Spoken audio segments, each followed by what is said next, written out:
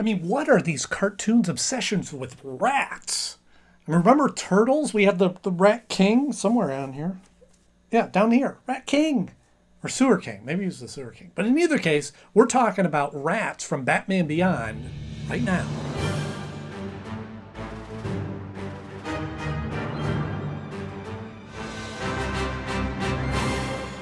Hello friends, welcome back to the show. So glad to see you all once again. And if you're new here, thanks for stopping by. This is the show where we go back and look at cartoons that we grew up on the 80s and 90s and break them down episode by episode. And right now we're working our way through a series talking about Batman Beyond. So if that sounds like something you might enjoy, hop below, hit the subscribe button, go ahead and click the like button while you're at it, because I think you're going to enjoy this episode as we talk about rats, which originally aired on November 20th, 1999. Giant man-eating rats.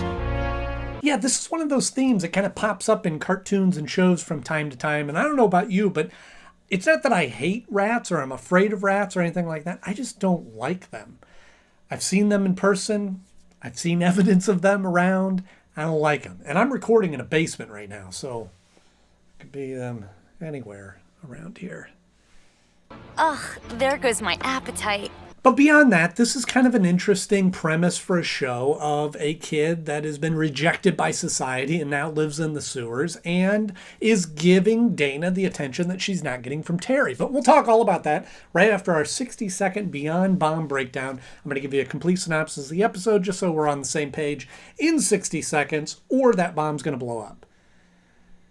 If you've seen this before, you know the bomb's probably going to blow up. Terry stands Dana up once again because of his duties as Batman, and she goes, "That's it, I don't want to see you." And then she goes back and sees this rose that says, "Oh, I'll be there for you." And she thinks it's from Terry, so she calls her and goes, "Oh, you know what, I forgive you. Let's meet up at that Rhino Chili place and have a good time." "Okay, sure." And then he's going to the date. He gets a call from Batman saying, "Oh, Bad Stan's back. You got to go take care of that." "Oh, shoot." So he goes, runs off, takes care of that. Dana's sitting there waiting. "Oh, boy, I don't know. He's coming. He'll be here any minute." And then she gets all these roses and goes, "Oh, I'll be there." And then these rats show up and take her away into the sewer, and she wakes up. She's surrounded by this rat kid and all these other rats. And then this guy shows up. Dana's dad shows up, and Terry goes, "Oh, she never came home last night. Where's she at?" "I don't know." So he starts investigating and finds the chili and traces her down, and she wants chili, so she sends the rat kid out to get that, and then she's trying to escape. And Terry finally figures out where she's at as Batman, goes and saves her, and then she gives him another chance as Terry, and that's about it. Boom. That was probably the most calm I've ever been, and it worked. Maybe I need to just take a deep breath once in a while. Blow it all up! So the setup of this episode is how Terry is not there when Dana needs him, or they have a commitment, they have a date, and he doesn't show up because he keeps getting called away into these different directions and called upon by Bruce to fulfill his duties as Batman. And I think that theme works because we've talked about that previously on the show, and we've seen that in different iterations of Batman or any superhero with the secret identity of that balancing their personal life and their real life. What's interesting, though, is now they were able to utilize that in kind of that high school drama thing that we've been into lately here in the second season. But at the same time, it feels kind of heavy because from what I remember of high school dating experiences was they didn't last long. These relationships would come and go, and people would date 1 week and that week, and then they're with this person, they're not with that person. And it was just all very, very superficial and on surface level. And here's Dana, which I think is giving Terry way more chances than she should. If it was me, I would have left Terry a long time ago. I mean, how many times can you get stood up by this kid? And he never has great excuses. And as Max points out, Too bad you can't tell Dana what you've really been doing at night. he can't really tell her why, the real reason that he's there. Which begs the question, should he just tell her, "Hey, listen, I'm Batman. This is what's going on. This is the life that I lead." And I know Bruce Wayne has dealt with that in different iterations of his dating life of going, here's the reality. If you want to be with me, you're going to have to take both sides of this. And sometimes I got to go out and fight crime. It's a big thing for a teenager to have to deal with. And so I kind of like that they bring that element into this story, that certainly Terry is trying to have the semblance of a normal teenager's life. And it's difficult. Someone who occasionally will be there for me.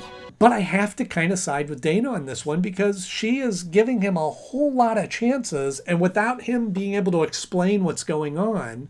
And I always think that there may be a better way of explaining some of these things when faced with those questions of where were you? Well, I had this thing that I had to do. It was an emergency. My boss called me.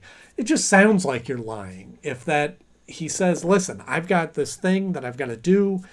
I can't tell you about it, and I wish I could, but trust me, and if you can't trust me, then we can't have this work, or something to that effect. Dana, I have responsibilities now. And it's certainly a plot point that we've dealt with in the past, and Dana getting upset with Terry for abandoning her or not showing up or showing up late, and we've dealt with that, and she's broken up with him in the past and gotten back together, and so it bled well into the setup of this episode, to say the least. Flowers can change a girl's mind. Just a little side note here. I haven't talked about this yet in this series, but do we really need Matt in this show?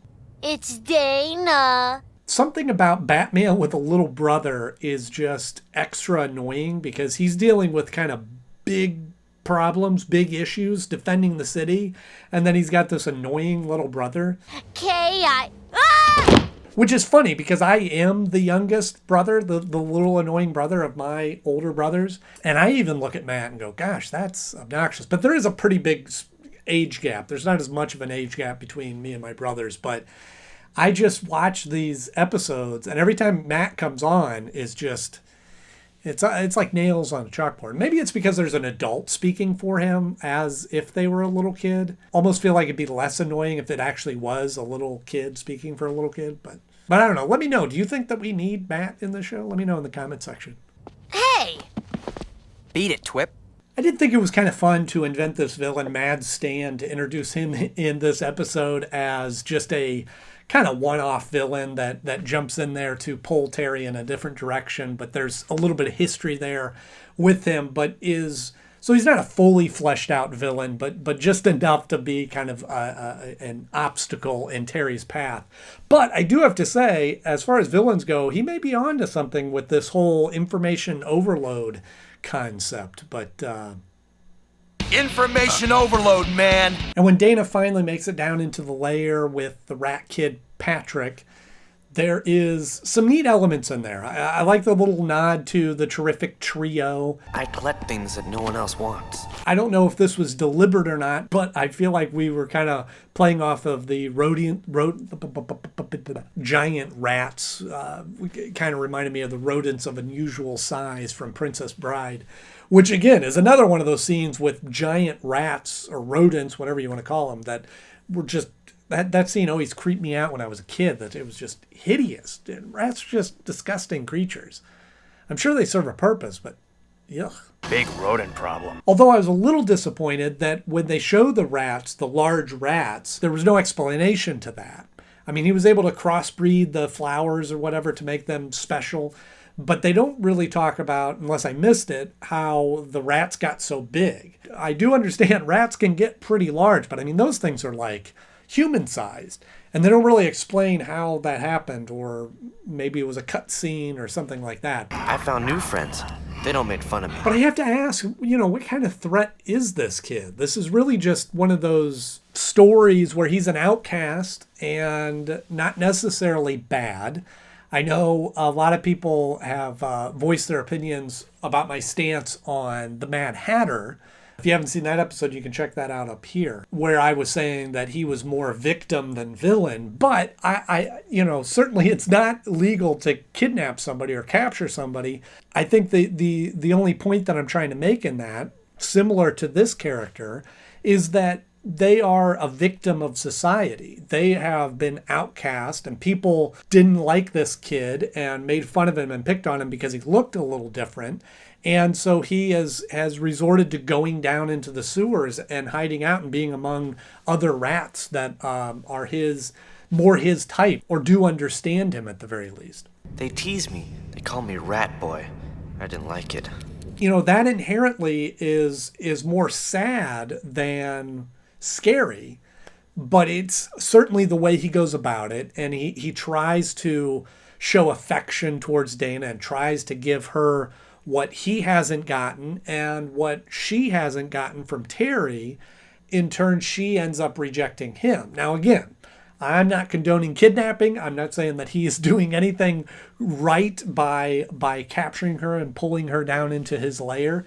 But his motives for why he's doing that, you can kind of understand where he's coming from. That he's trying to do the right thing, but society has rejected him. And I think that's a nice duality in there. Licorice? Turkey jerky? There's a neat little moment in here where Terry discovers where Dana is and puts the pieces together, sees the chili, knows it's spicy, and goes and sees it leading down into the sewer, and overhears Patrick say something about Dana, and he's getting ready to go down there, and I love the moment where Bruce says, You're going in.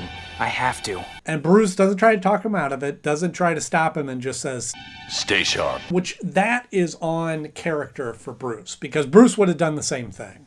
And he would have went right into harm's way to save someone and protect someone. And so his hesitation of like, oh, wait a minute, you're not actually going to go down in the sewer by yourself. And him understanding that Terry's going to do that and just says, hey, be safe. Who knows what else you'll find?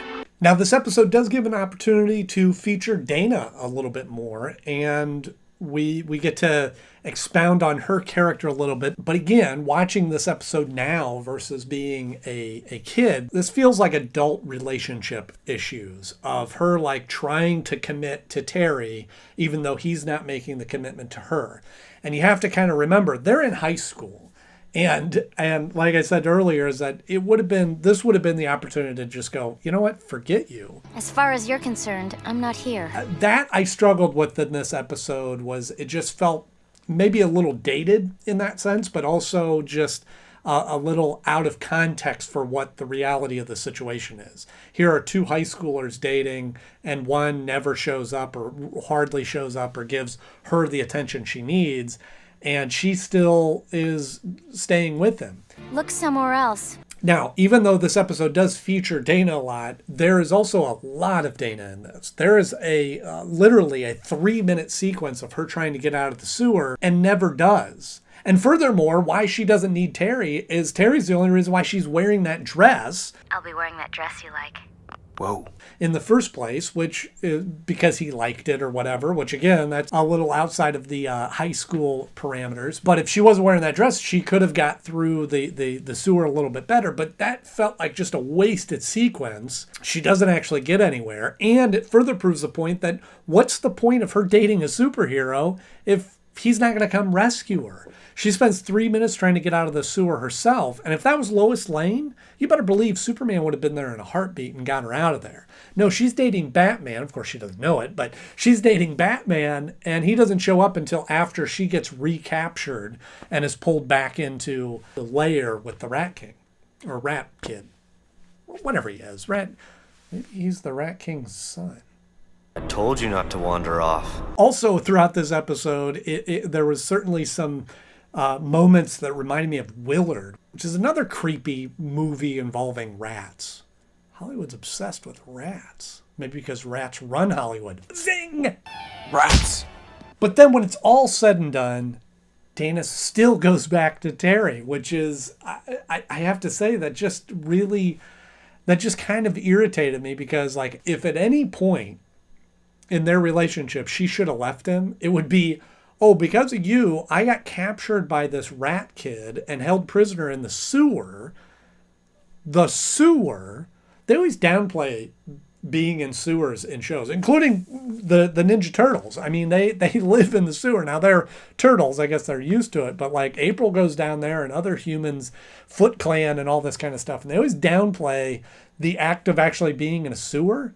I've never spent any time in a sewer, but I can only imagine what that must be like. The stink alone, but also the heat and the humidity and the no ventilation and the stagnant air and the water and or whatever the liquid is there. They always kind of downplay that. And here this high schooler is like running around the sewers trying to get out and slipping and falling into the water. Yeah, so first of all, they always downplay that, but that I won't hold against this episode because they do that in all shows and in most shows and movies. But yeah, if at any point that she was like, you know what, I think this is where our relationship ends, this would have been the time. And yet they try to build this heartwarming moment at the end that, oh, I realized I do want to be with her. I mean, even her dad doesn't want her to be with him.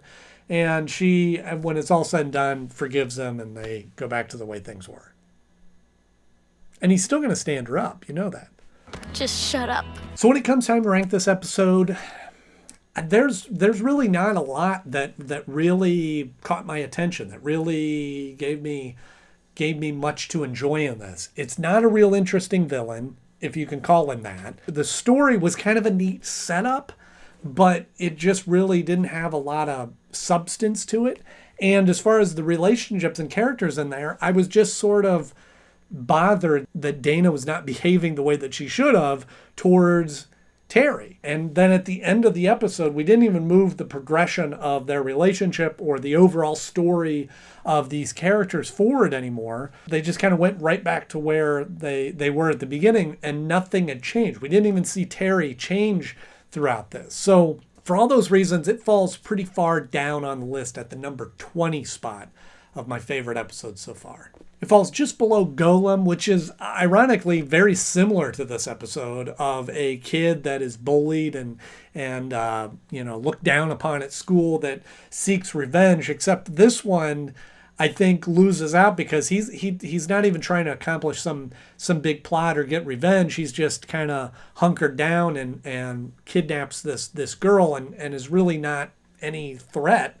And certainly, the only thing he has going for him is these giant rats, which isn't all that interesting. But I do have a beating out Joyride, which I think just had some very problematic issues with the episode. And this episode, at least had a neat setup premise to this and was kind of a different route. Whereas like that one, Joyride, just didn't serve much of a purpose in existing as an episode. Let's blow this mouse house. So let me know, what's your feelings on rats? Yes, this episode, but also the real rats in public. Are you afraid of them like a lot of people are? Or you just don't like them? Or do you think they're disgusting? Or do you kind of like them and have a pet rat? Let me know in the comment section below. If you enjoyed this episode, please click the like button. If you want to see more episodes like this, just hit subscribe. I have new episodes coming out every week. But if you can't wait till then, you can click on one of the episodes over here to continue watching my reviews of cartoons that we grew up on in the 80s and 90s. And be sure to check back because next up, we're going to be talking about the episode Mind Games, so you don't want to miss that. As always, thank you so much for watching. I'm Andy Knode, and I'll see you soon.